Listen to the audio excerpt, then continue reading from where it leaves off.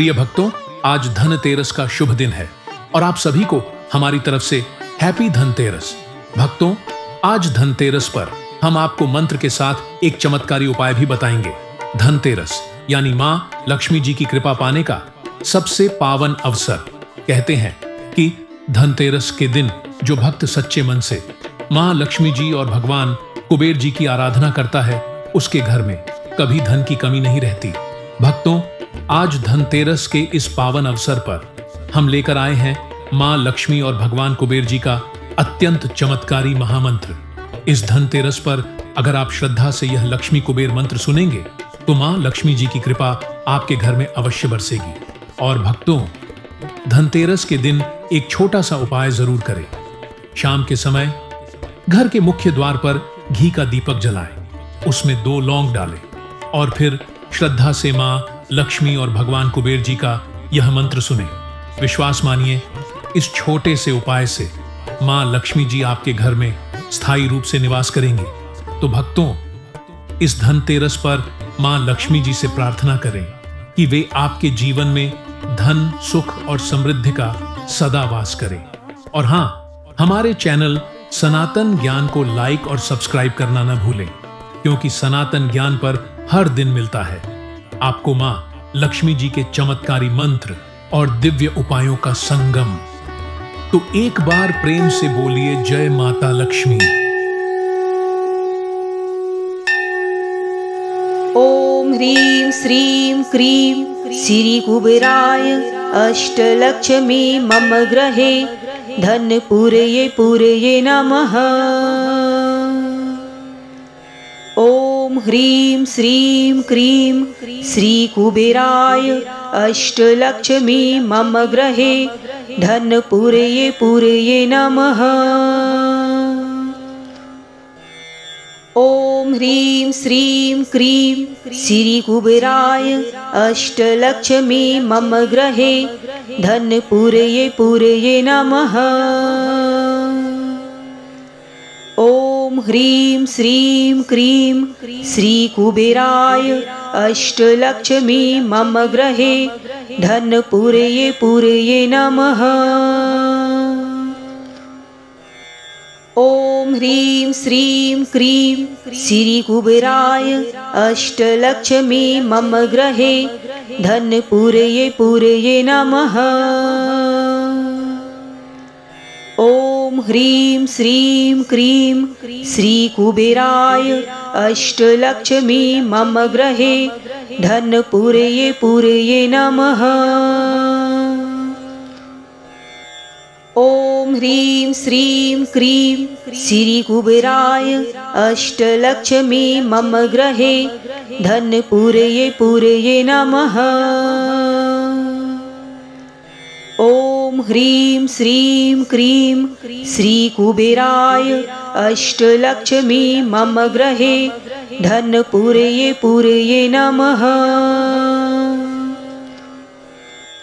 ओम ह्रीं श्रीं क्रीं श्री कुबेराय अष्टलक्ष्मी मम गृहे धन पूरये नमः। ओम ह्रीं श्रीं क्रीं श्री कुबेराय अष्टलक्ष्मी मम गृहे धन पूरये नमः। ओम ह्रीं श्रीं क्रीं श्री कुबेराय अष्टलक्ष्मी मम गृहे धन पूरये नमः। ओम ह्रीं श्रीं क्रीं श्री कुबेराय अष्टलक्ष्मी मम गृहे धन पूरये नमः।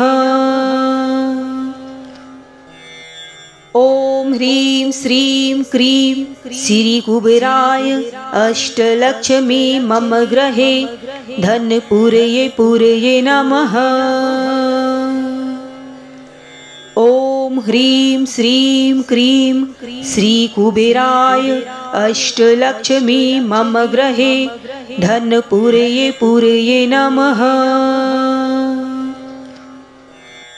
ओम ॐ ह्रीं श्रीं क्रीं श्रीकुबेराय अष्टलक्ष्मी मम गृहे धनपूरये पूरये नमः। ॐ ह्रीं श्रीं क्रीं श्रीकुबेराय अष्टलक्ष्मी मम गृहे धनपूरये पूरये नमः। ॐ ह्रीं श्रीं क्रीं श्रीकुबेराय अष्टलक्ष्मी मम गृहे धनपूरये पूरये नमः। ॐ ह्रीं श्रीं क्रीं श्रीकुबेराय अष्टलक्ष्मी मम गृहे धनपूरये पूरये नमः। ॐ ह्रीं श्रीं क्रीं श्रीकुबेराय अष्टलक्ष्मी मम गृहे धनपूरये पूरये नमः। ॐ ह्रीं श्रीं क्रीं श्रीकुबेराय अष्टलक्ष्मी मम गृहे धनपूरये पूरये नमः। ॐ ह्रीं श्रीं क्रीं श्रीकुबेराय अष्टलक्ष्मी मम गृहे धनपूरये पूरये नमः। ॐ ह्रीं श्रीं क्रीं श्रीकुबेराय अष्टलक्ष्मी मम गृहे धनपूरये पूरये नमः। ॐ ह्रीं श्रीं क्रीं श्रीकुबेराय अष्टलक्ष्मी मम गृहे धनपूरये पूरये नमः। ॐ ह्रीं श्रीं क्रीं श्रीकुबेराय अष्टलक्ष्मी मम गृहे धनपूरये पूरये नमः। ॐ ह्रीं श्रीं क्रीं श्रीकुबेराय अष्टलक्ष्मी मम गृहे धनपूरये पूरये नमः। ॐ ह्रीं श्रीं क्रीं श्रीकुबेराय अष्टलक्ष्मी मम गृहे धनपूरये पूरये नमः। ॐ ह्रीं श्रीं क्रीं श्रीकुबेराय अष्टलक्ष्मी मम गृहे धनपूरये पूरये नमः। ॐ ह्रीं श्रीं क्रीं श्रीकुबेराय अष्टलक्ष्मी मम गृहे धनपूरये पूरये नमः। ॐ ह्रीं श्रीं क्रीं श्रीकुबेराय अष्टलक्ष्मी मम गृहे धनपूरये पूरये नमः। ॐ ह्रीं श्रीं क्रीं श्रीकुबेराय अष्टलक्ष्मी मम गृहे धनपूरये पूरये नमः।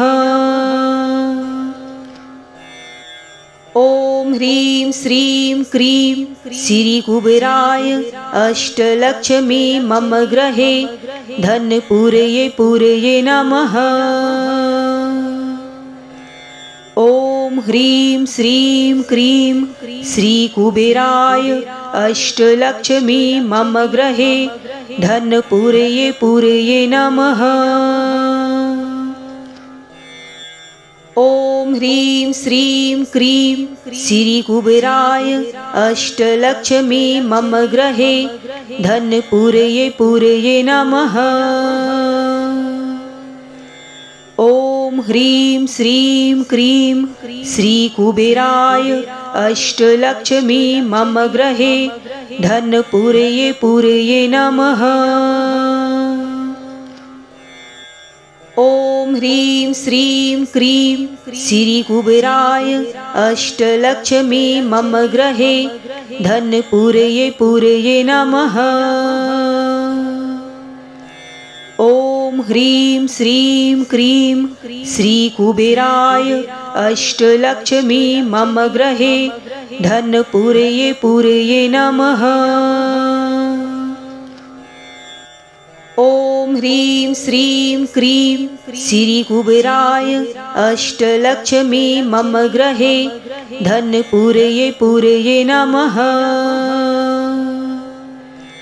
ॐ ह्रीं श्रीं क्रीं श्रीकुबेराय अष्टलक्ष्मी मम गृहे धनपूरये पूरये नमः। ॐ ह्रीं श्रीं क्रीं श्रीकुबेराय अष्टलक्ष्मी मम गृहे धनपूरये पूरये नमः। ॐ ह्रीं श्रीं क्रीं श्रीकुबेराय अष्टलक्ष्मी मम गृहे धनपूरये पूरये नमः।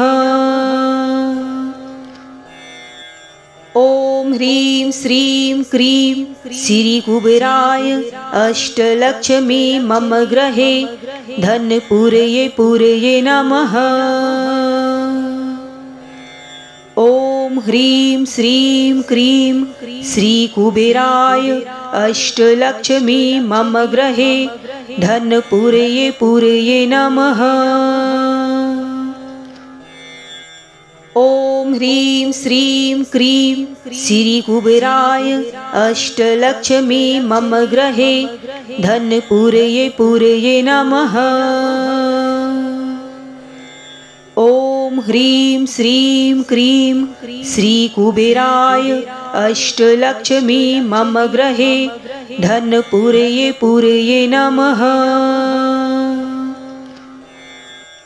ॐ ह्रीं श्रीं क्रीं श्रीकुबेराय अष्टलक्ष्मी मम गृहे धनपूरये पूरये नमः।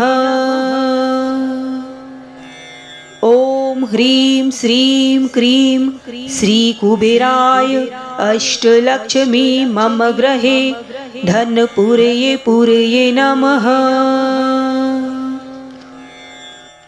ॐ ह्रीं श्रीं क्रीं श्रीकुबेराय अष्टलक्ष्मी मम गृहे धनपूरये पूरये नमः। ॐ ह्रीं श्रीं क्रीं श्रीकुबेराय अष्टलक्ष्मी मम गृहे धनपूरये पूरये नमः। ॐ ह्रीं श्रीं क्रीं श्रीकुबेराय अष्टलक्ष्मी मम गृहे धनपूरये पूरये नमः। ॐ ह्रीं श्रीं क्रीं श्रीकुबेराय अष्टलक्ष्मी मम गृहे धनपूरये पूरये नमः। ॐ ह्रीं श्रीं क्रीं श्रीकुबेराय अष्टलक्ष्मी मम गृहे धनपूरये पूरये नमः। ॐ ह्रीं श्रीं क्रीं श्रीकुबेराय अष्टलक्ष्मी मम गृहे धनपूरये पूरये नमः। ॐ ह्रीं श्रीं क्रीं श्रीकुबेराय अष्टलक्ष्मी मम गृहे धनपूरये पूरये नमः। ॐ ह्रीं श्रीं क्रीं श्रीकुबेराय अष्टलक्ष्मी मम गृहे धनपूरये पूरये नमः। ॐ ह्रीं श्रीं क्रीं श्रीकुबेराय अष्टलक्ष्मी मम गृहे धनपूरये पूरये नमः। ॐ ह्रीं श्रीं क्रीं श्रीकुबेराय अष्टलक्ष्मी मम गृहे धनपूरये पूरये नमः। ॐ ह्रीं श्रीं क्रीं श्रीकुबेराय अष्टलक्ष्मी मम गृहे धनपूरये पूरये नमः। ॐ ह्रीं श्रीं क्रीं श्रीकुबेराय अष्टलक्ष्मी मम गृहे धनपूरये पूरये नमः। ह्रीं श्रीं क्रीं श्रीकुबेराय अष्टलक्ष्मी मम गृहे धनपूरये पूरये नमः। ॐ ह्रीं श्रीं क्रीं श्रीकुबेराय अष्टलक्ष्मी मम गृहे धनपूरये पूरये नमः। ॐ ह्रीं श्रीं क्रीं श्रीकुबेराय अष्टलक्ष्मी मम गृहे धनपूरये पूरये नमः। ॐ ह्रीं श्रीं क्रीं श्रीकुबेराय अष्टलक्ष्मी मम गृहे धनपूरये पूरये नमः। ॐ ह्रीं श्रीं क्रीं श्रीकुबेराय अष्टलक्ष्मी मम गृहे धनपूरये पूरये नमः। ॐ ह्रीं श्रीं क्रीं श्रीकुबेराय अष्टलक्ष्मी मम गृहे धनपूरये पूरये नमः। ॐ ह्रीं श्रीं क्रीं श्रीकुबेराय अष्टलक्ष्मी मम गृहे धनपूरये पूरये नमः। ॐ ह्रीं श्रीं क्रीं श्रीकुबेराय अष्टलक्ष्मी मम गृहे धनपूरये पूरये नमः। ॐ ह्रीं श्रीं क्रीं श्रीकुबेराय अष्टलक्ष्मी मम गृहे धनपूरये पूरये नमः। ॐ ह्रीं श्रीं क्रीं श्रीकुबेराय अष्टलक्ष्मी मम गृहे धनपूरये पूरये नमः। ॐ ह्रीं श्रीं क्रीं श्रीकुबेराय अष्टलक्ष्मी मम गृहे धनपूरये पूरये नमः। ॐ ह्रीं श्रीं क्रीं श्रीकुबेराय अष्टलक्ष्मी मम गृहे धनपूरये पूरये नमः। ॐ ह्रीं श्रीं क्रीं श्रीकुबेराय अष्टलक्ष्मी मम गृहे धनपूरये पूरये नमः। ॐ ह्रीं श्रीं क्रीं श्रीकुबेराय अष्टलक्ष्मी मम गृहे धनपूरये पूरये नमः।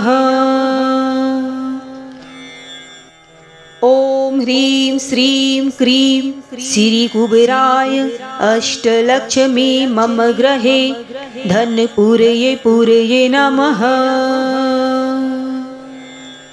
ॐ ह्रीं श्रीं क्रीं श्रीकुबेराय अष्टलक्ष्मी मम गृहे धनपूरये पूरये नमः। ॐ ह्रीं श्रीं क्रीं श्रीकुबेराय अष्टलक्ष्मी मम गृहे धनपूरये पूरये नमः। ॐ ह्रीं श्रीं क्रीं श्रीकुबेराय अष्टलक्ष्मी मम गृहे धनपूरये पूरये नमः।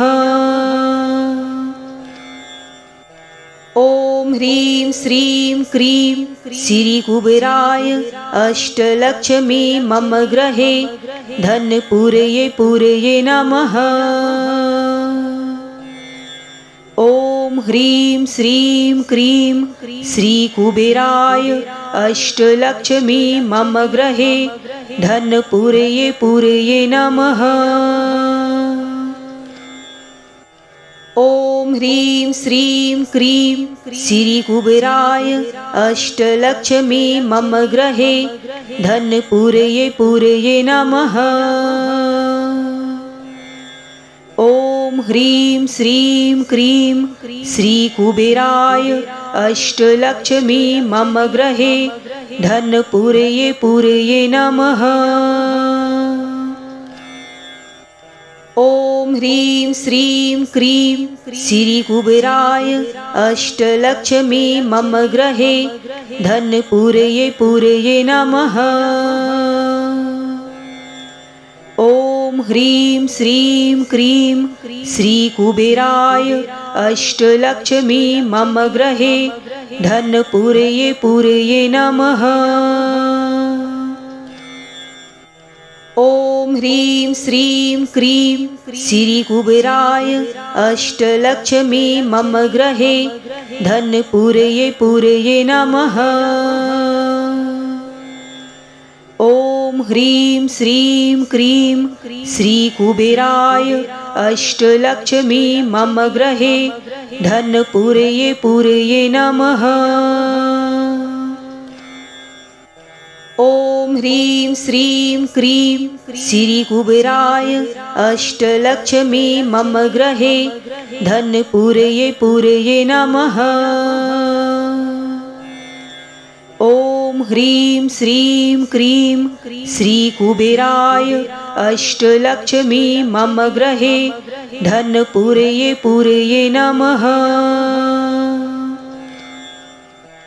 ॐ ह्रीं श्रीं क्रीं श्रीकुबेराय अष्टलक्ष्मी मम गृहे धनपूरये पूरये नमः।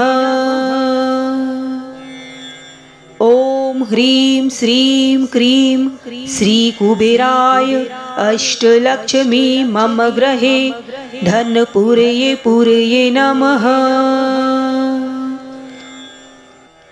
ॐ ह्रीं श्रीं क्रीं श्रीकुबेराय अष्टलक्ष्मी मम गृहे धनपूरये पूरये नमः। ॐ ह्रीं श्रीं क्रीं श्रीकुबेराय अष्टलक्ष्मी मम गृहे धनपूरये पूरये नमः। ॐ ह्रीं श्रीं क्रीं श्रीकुबेराय अष्टलक्ष्मी मम गृहे धनपूरये पूरये नमः। ॐ ह्रीं श्रीं क्रीं श्रीकुबेराय अष्टलक्ष्मी मम गृहे धनपूरये पूरये नमः। ॐ ह्रीं श्रीं क्रीं श्रीकुबेराय अष्टलक्ष्मी मम गृहे धनपूरये पूरये नमः।